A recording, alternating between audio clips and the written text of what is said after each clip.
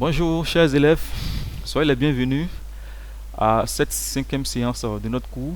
Je suis votre professeur de philosophie, M. Konaté. Le cours, la compétence 3, traiter une situation relative à l'histoire de la philosophie par la connaissance des auteurs et de leurs pensées. Le thème aperçu sur l'histoire de la philosophie. Donc je rappelle, nous avions vu la première leçon qui portait sur la période antique. Donc nous allons entamer la deuxième leçon. Leçon 2, le Moyen Âge et la Renaissance. En introduction, le Moyen Âge est l'époque assez indéterminée qui commence au 6e siècle après les grandes synthèses néoplatoniciennes. Quand on dit néoplatonicienne, c'est la reprise de la pensée de Platon, non pas de néoplatonicienne orientale. Parce que justement, la partie orientale, les penseurs orientaux, ils vont reprendre justement la philosophie de Platon, donc pas des néoplatoniciennes orientales, des païens. Voilà, il y a eu Plotin, il y a eu Proclus, il y a eu Damsius et du chrétien Denis, l'Aréopagite, et après la grande synthèse occidentale de Saint-Augustin. Il se termine au 15e siècle par une transformation de la culture de l'Église, ne joue plus le rôle essentiel. La philosophie médiévale ou le Moyen Âge est en réalité la fusion de la philosophie de Platon et d'Aristote avec la Bible et l'islam. Donc la philosophie, le Moyen Âge ou bien encore la période médiévale va consister justement à la réflexion sur la religion. Donc des penseurs ayant la culture philosophique, ils vont, quand je parle de la culture philosophique, bien sûr c'est Platon et Aristote, ils ont déjà cette culture. Et ils vont tenter maintenant de comprendre la religion, le fondement de la religion. D'abord, elle a conservé et enrichi la pensée léguée par la Grèce. Donc ces penseurs vont enrichir, ils vont enrichir la pensée grecque, notamment la philosophie de Platon et la philosophie d'Aristote. Ensuite, elle a développé la logique par l'analyse, comme le dit Alain de Libera, de situations nouvelles provoquées par des chocs culturels, telle la traduction des philosophes arabes et la Bible. Donc ces philosophes arabes, ayant la culture arabo-musulmane, ils vont tenter d'expliciter, sinon détailler la pensée de Platon et d'Aristote. C'est de même avec les penseurs ayant la culture chrétienne. Voilà, donc ils sont des philosophes, ils vont tenter avec la raison bien sûr, puisque la philosophie est par essence une discipline de la raison, de l'abstraction, de réflexion. Ils vont tenter avec cette culture-là de comprendre les fondements, la foi chrétienne. Voici le travail opéré par les penseurs du Moyen Âge ou bien que la période médiévale. On peut sans risque de se tromper affirmer que jusqu'au XIIe siècle, l'essentiel des études avait une finalité religieuse, spirituelle et où la philosophie était quasi inexistante. Donc dans la période du XIIe siècle, une période qui fait partie du Moyen Âge, bien sûr, parce que nous avons dit que le Moyen Âge commence à partir du VIe siècle. Donc du VIe siècle jusqu'au XIIe siècle, on peut affirmer sans risque de se tromper que la préoccupation des penseurs portait sur la religion, voilà, sur la spiritualité. La philosophie importait peu les gens. Cependant, avec le développement des villes et de la prolifération de nouvelles écoles, on assiste à un changement de mentalité. Les textes sacrés sont soumis au questionnement et ce bouillonnement intellectuel donne naissance à l'université. Nous avons vu le cours précédent que Aristote avait créé le lycée. Donc il s'est désolidarisé de l'académie créée par Platon. Donc la réflexion va plus porter sur les fondements de la foi. Voilà, comment concilier la raison et la foi. Donc les gens vont commencer à interroger les fondements de la religion. Donc ces interrogations vont susciter la mise en place de ce qu'on appelle l'université. La Renaissance, période des réformes. La Renaissance procède de l'Antiquité gréco-romaine. Elle est résurgence des sagesses antiques, celle de l'épicurisme et du stoïcisme méconnu au Moyen Âge, car recouvert par les statues de Platon et d'Aristote. Donc, le Moyen Âge, ou bien encore la période médiévale, a été marquée, sinon il y a une reprise de la philosophie de Platon et d'Aristote. Mais la Renaissance, quant à elle, va reprendre les sagesses de l'épicurisme et du stoïcisme. La caractéristique principale de cette philosophie, c'est qu'elle est marquée exclusivement par la civilisation chrétienne, la période de Renaissance. Avec l'apparition et le développement de l'industrie, la découverte de l'imprimerie, les idées et les cultures s'exportent aisément et se diffusent facilement.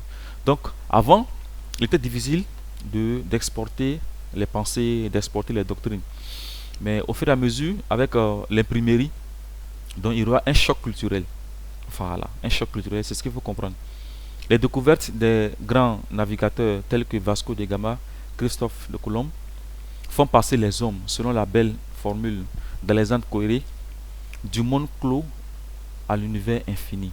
Donc la science sera encore plus ouverte, elle sera plus accessible. En effet, l'héliocentrisme de Copernic bouleverse le cosmos grec, considéré comme un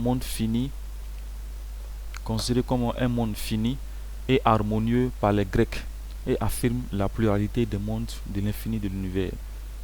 La philosophie de la Renaissance est également identifiée à l'humanisme. Donc c'est une philosophie qui mettra l'homme au centre. Toutefois, il faut préciser qu'il s'agit d'un humanisme littéraire, caractérisé d'une part par un véritable appétit de connaissance des auteurs et des civilisations de l'Antiquité grecque et romaine. Donc cette période également va s'intéresser aux penseurs de l'Antiquité grecque, comme nous l'avons vu, la période présocratique, la période socratique et la période post-socratique. Donc tous ces penseurs-là, leurs pensées justement seront reprises à la période de la Renaissance, justement par les penseurs chrétiens. Nous venons de voir tout à l'heure que la Renaissance est une période marquée fortement par la croyance, la foi chrétienne.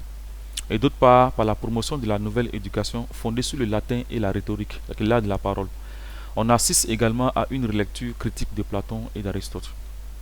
Voilà, donc les gens vont commencer à critiquer la pensée de Platon et d'Aristote. Mais critique ici ne veut pas dire qu'ils s'opposaient. Non, ils vont plus étayer. Ils vont se présenter comme des exégètes, les commentateurs de Platon et d'Aristote. Elle est le fait des catholiques, dominicains et jésuites. C'est pourquoi on parle de néoplatonisme et de néo-aristotélisme. Voilà, donc on parle de néoplatonisme parce qu'il y aura une reprise de la pensée de Platon. Voilà, on parle de néo-aristotélisme parce qu'il y aura une reprise de la pensée de Aristote. En grand A, rapport entre la philosophie et la religion au Moyen-Âge. Le Moyen-Âge fut marqué par l'émergence des croyances religieuses, on vient de le dire tout à l'heure, et la préoccupation des penseurs de cette époque était de concilier la foi et la raison. Les gens ont taxé les philosophes comme des athées. Voilà, donc voilà des penseurs ayant la culture philosophique vont tenter de comprendre les fondements de la foi. Donc vous conviendrez avec moi que la tâche ne sera pas facile. Voilà. Avec leur culture philosophique, les penseurs du Moyen-Âge ont tenté de questionner la foi religieuse afin de mieux cerner son fonctionnement. C'est ainsi qu'Abu Ali al-Hussein ibn Sina, en latin Avicenne, on l'appelle Avicenne en latin, selon son nom c'est Abu Ali al-Hussein ibn Sina, en latin Avicenne, est considéré comme l'un des plus grands penseurs du Moyen-Âge. Il est philosophe mais aussi médecin. Son œuvre encyclopédique est un enrichissement de l'aristotélisme par l'apport de la culture arabe et musulmane.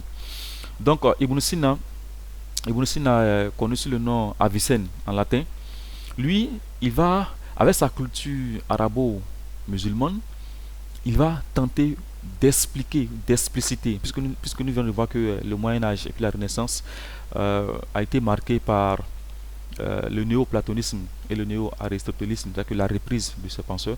Donc, Ibn Sina, qu'on appelle encore Avicenne, lui, il va se présenter comme le commentateur de la pensée d'Aristote. Voilà, donc il va commenter, il va expliciter la pensée d'Aristote aux Grecs eux-mêmes. C'est-à-dire que les Grecs eux-mêmes ne comprenaient pas Aristote. Voilà, sa métaphysique, sa philosophie était complexe. Mais il a fallu Ibn Sina, qui va traduire toute la philosophie d'Aristote en arabe pour mieux enseigner, pour mieux comprendre et enseigner et mieux enseigner la pensée d'Aristote aux Grecs eux-mêmes. Vous voyez le travail, euh, tout le travail abattu par Ibn Sina Avicenne. Elle comprend la logique, donc il va travailler sur la logique d'Aristote, la philosophie naturelle, la mathématique, la médecine et la philosophie première, qui est la métaphysique. Par lui est rendue possible la rencontre entre la philosophie et la théologie. Voilà, donc la théologie qui s'intéresse à la foi, au fondement de la foi. Voilà, maintenant, vous voyez que c'est après, avec Ibn Sina, que les gens vont comprendre que il y a une possibilité de concilier la philosophie qui se caractérise par la raison, par le raisonnement, par le questionnement, la foi, la théologie, la religion qui se caractérise par le dogme. Il faut accepter, il faut adhérer sans toutefois questionner. Mais Ibn Sina, avec le travail qu'il a élaboré, va sinon va rendre plausible la conciliation entre la philosophie et la théologie. La théologie, c'est le domaine qui s'intéresse au fondement de la foi. De lui procèdent toutes les doctrines ultérieures. C'est à juste titre que le philosophe Roger Bacon a pu écrire qu'Avicenne est chef et prince des philosophes. Sa culture arabo-musulmane lui a permis d'enrichir la philosophie d'Aristote, si bien qu'il fut le grand commentateur d'Aristote. Il a réussi à expliciter la philosophie d'Aristote, si bien que ceux qui étudiaient Aristote tenaient les œuvres d'Aristote dans leur main droite et les commentaires d'Avicenne dans leur main gauche. Donc il fallait avoir, sans Avicenne, il était vraiment difficile de comprendre Aristote. Mais il était musulman, il avait mémorisé le Coran, il était un grand érudit en islam, mais il s'est approprié de la pensée d'Aristote, puisque avec le temps, les pensées d'Aristote vont disparaître. Voilà, vont disparaître. Les gens ne vont plus s'intéresser à la philosophie d'Aristote. Donc, n'eût été Avicenne qui va faire une reprise de la pensée d'Aristote. En d'autres termes, il va reprendre, il va récupérer la pensée d'Aristote et mieux l'expliquer. Voilà. C'est pourquoi il se présente comme l'un des grands commentateurs d'Aristote. La position de Thomas d'Aquin sur le rôle de la philosophie dans la religion.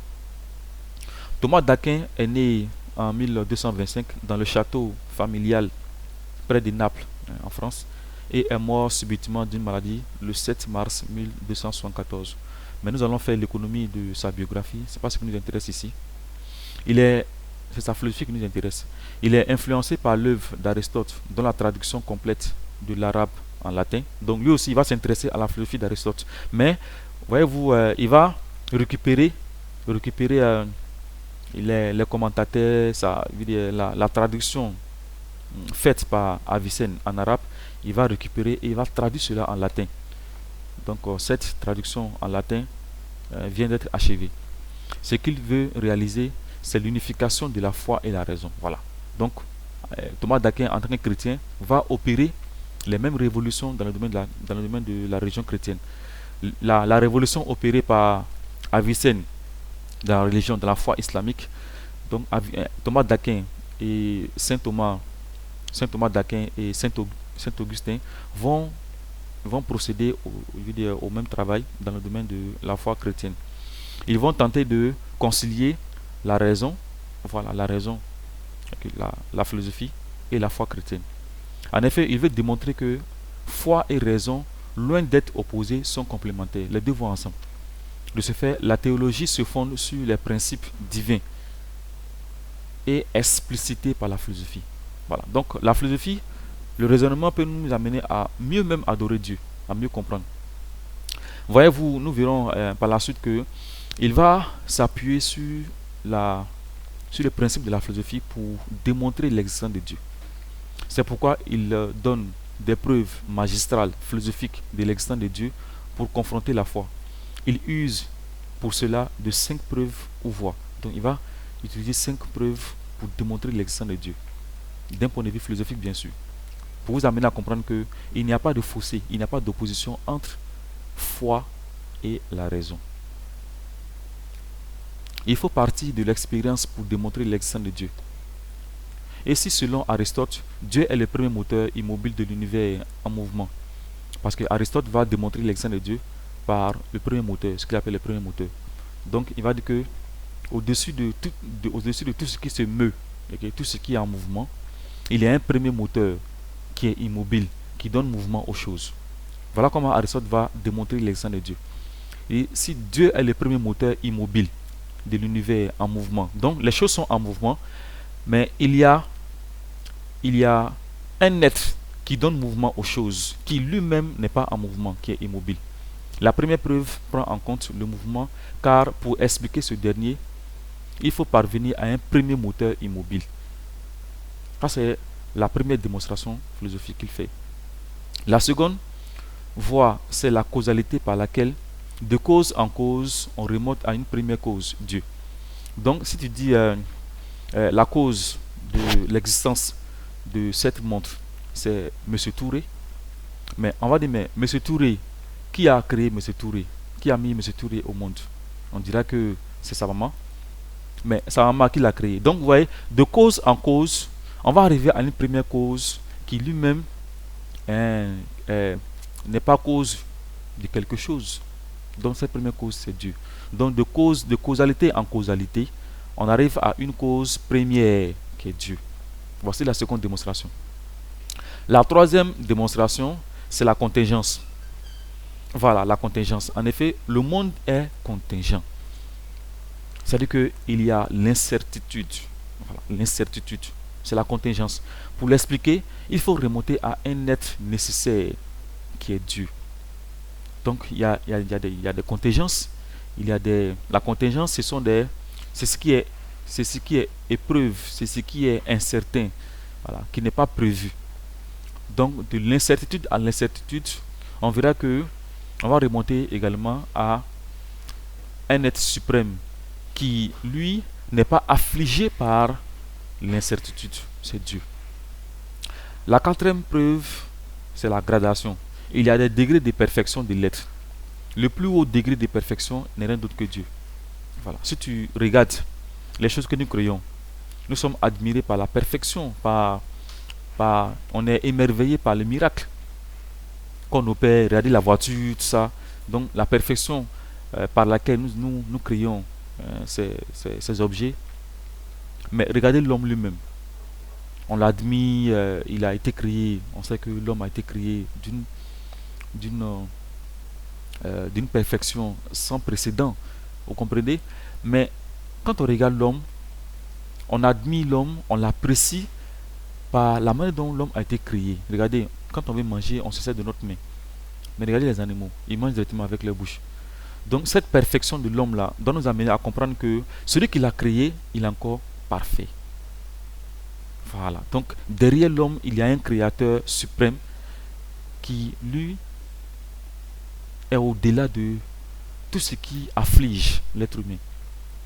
Donc c'est la perfection. Donc il y a des degrés. Voilà. Si on estime que l'homme est grand, l'homme est grand, mais au-dessus de l'homme, il y a d'autres créatures. Et au fur et à mesure, on va atteindre, n'est-ce pas, un être qui, lui, n'a pas été créé, mais qui est au-dessus de toutes les créatures. Donc cet être-là, c'est Dieu. Voilà comment il va démontrer encore l'existence de Dieu. La dernière preuve, l'ordre. Toutes choses sont ordonnées en vue d'une fin. L'ordonnateur de la finalité du monde, c'est Dieu. Voilà. Donc les choses sont ordonnées, mais celui qui les ordonne également, c'est Dieu.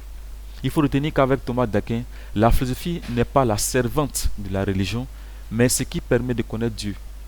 Donc la philosophie, en réalité, avec le raisonnement, nous amène à connaître plus Dieu. Non pas à s'opposer à Dieu, mais la raison doit nous amener à comprendre les fondements de la religion. La philosophie doit nous amener à comprendre les fondements de la religion. La philosophie est basée sur le raisonnement. Cette raison-là doit nous amener à démontrer Dieu. Non pas à remettre en cause la foi de Dieu, justement, mais à comprendre Dieu. Et c'est cette même raison philosophique qui va nous amener aussi à comprendre ceux qui disent que Dieu n'existe pas. Et à comprendre pourquoi ils disent que Dieu n'existe pas. Cela va nous réconforter encore dans notre foi, ou bien va solidifier encore notre foi. Telle est la pensée des philosophes du Moyen Âge. Donc tout le grand travail opéré par les penseurs du Moyen Âge a consisté justement à concilier la foi et la raison. La raison incarnée justement qui se caractérise par la philosophie. Donc voici ce qu'il faut retenir de cette cinquième séance de notre cours, notamment le Moyen Âge. Ce n'est pas terminé, nous allons continuer la prochaine fois. Merci pour votre aimable attention.